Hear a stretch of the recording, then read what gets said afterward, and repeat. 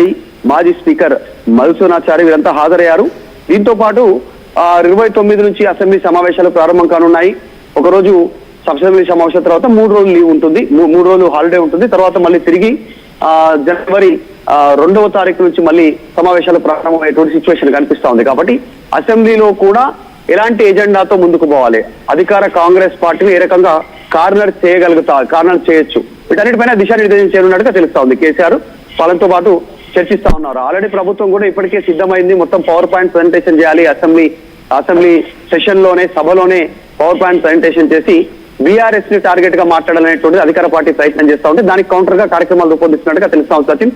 So త్వరలో ఈ pending ప్రాజెక్టుకు సంబంధించి ఇంకా కేవలం 15 నుంచి 20% మాత్రమే పనులు పెండింగ్ ఉన్నాయి.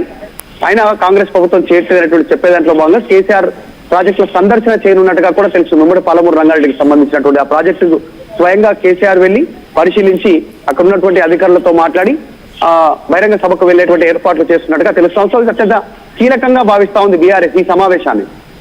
2 ఏళ్ళు టైం ఇచ్చాం, అయిపోయింది కాంగ్రెస్ కి. 2 ఏళ్ళు టైం ఇచ్చాం కాంగ్రెస్ కి, అయిపోయింది. సో ఇక్కడైనా వాళ్ళు చేయాలి. వాళ్ళకి ఇవ్వాల్సినంత ఫ్లెక్సిబిలిటీ టైం. జనరల్ గా హనీమూన్ పీరియడ్ అంటారు పొలిటికల్ గా మాట్లాడేటువంటి సందర్భంలో. వారు సర్దుకోవడానికి, పాలన పైన దృష్టి పెట్టడానికి, పట్టు బిగించుకోవడానికి, కాస్త సమయం ఇవ్వాల్సినంత ఇచ్చాం. వారికి ఊపిరి తీసుకునేంత సమయం ఇచ్చాం. ఇక ఊరుకునేది లేదు అనేటువంటి కేసీఆర్ కొద్ది రోజుల కింద స్టేట్మెంట్ చేశారు. తోలు తీస్తామనేటువంటి స్టేట్మెంట్ చేశారు. పెద్ద ఎత్తున విమర్శలు చేస్తా ఉంది అధికార పార్టీ కేసీఆర్ పైన. కానీ సో ప్రస్తుతం అయితే కేసీఆర్ ఇదే ఎజెండాగా గ్రౌండ్ లోకి వెళ్తా ఉన్నారు. ఉమ్మడి పాలమూరు రంగారెడ్డి నీటికి సంబంధించిన అంశంలోనే తెలంగాణకు మళ్ళీ ఒకసారి అన్యాయం జరుగుతుంది కాంగ్రెస్ ఆధ్వర్యంలో, కాంగ్రెస్ ప్రభుత్వంలో అనేటువంటిది జనాల్లోకి తీసుకెళ్లే కార్యాచరణ రూపొందిస్తున్నారు. ఇది పార్టీకి కీ పాయింట్, ఒక కీలక మలుపు అవుతుంది ఫ్యూచర్ లో అనేటువంటిది పార్టీ భావిస్తా ఉంది. కేసీఆర్ దీనిపైన కొంత దృష్టి పెడతా ఉన్నారు. ప్రభుత్వం డైవర్షన్ పాలిటిక్స్ చేసినా పక్కకి వెళ్ళొద్దు, ఇదే అంశం పైన పోరాడాలి, ఇదే అంశం పైన గ్రౌండ్ లో ఉండాలి, జనాలకు అర్థమయ్యేలాగా చెప్పాలి అనేటువంటి కార్యాచరణ రూపొందిస్తున్నట్టుగా తెలుస్తుంది. రైట్. అంటే ఇటు బహిరంగ సభలకు సంబంధించేటువంటి డిస్కషన్ జరుగుతుంది. ఎప్పుడు తేదీలు ఖరారయ్యే అవకాశం ఉంది, లేకపోతే ఏ తేదీలకు సంబంధించి పార్టీలో చర్చ జరుగుతోంది మధు? ఎగ్జాక్ట్లీ 29న అసెంబ్లీ సమావేశాలు ప్రారంభం అవుతున్నాయి కాబట్టి దాదాపు 6 నుంచి 10 రోజులు అసెంబ్లీ సమావేశాలు కంటిన్యూ అయ్యే అవకాశం ఉంది. తర్వాత జనవరి సంక్రాంతి హాలిడేస్ ఉంటాయి. సంక్రాంతికి సంబంధించిన పండుగ తర్వాత మొట్టమొదటి సభ ఉమ్మడి పాలమూరు జిల్లాలో, అక్కడ భారీ బహిరంగ సభ, జనాలను సమీకరించడము, ఆ జిల్లాకి సంబంధించినటువంటి అన్ని నియోజకవర్గాల నుంచి వారందరికీ అర్థమయ్యే రీతిలో డాక్యుమెంటేషన్ రూపంలో, మాటల రూపంలో, పాటల రూపంలో వారికి వివరించేటువంటి కార్యక్రమం ఉమ్మడి పాలమూరు జిల్లాలో మొదటి బహిరంగ సభ.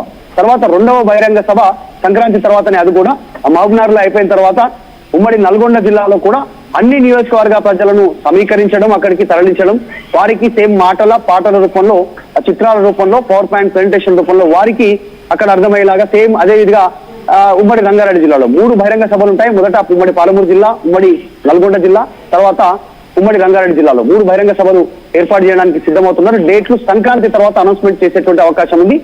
అన్నిటికీ 3 సభలకు కేసీఆర్ హాజరవుతారు. 3 సభల్లో ప్రధాన ప్రసంగం కేసీఆర్ చేయనున్నారు. కాబట్టి చర్చ జరిగే అవకాశం ఉంది. కాంగ్రెస్ ప్రభుత్వం పైన ప్రెజర్ బిల్డ్ చేసేటువంటి కార్యక్రమాన్ని బీఆర్ఎస్ తీసుకుంది. డీవియేట్ కాకుండా, వాళ్ళు డైవర్షన్ చేసినా డైవర్షన్ లోకి వెళ్లకుండా ఇదే అంశంలో గ్రౌండ్ లో ఉండాలి, గ్రౌండ్ లో జనాలకు అర్థమయ్యేలాగా చెప్పగలగాలి అనేటువంటి బీఆర్ఎస్ ప్లాన్ చేస్తుంది. Right Madhu, thanks for the update.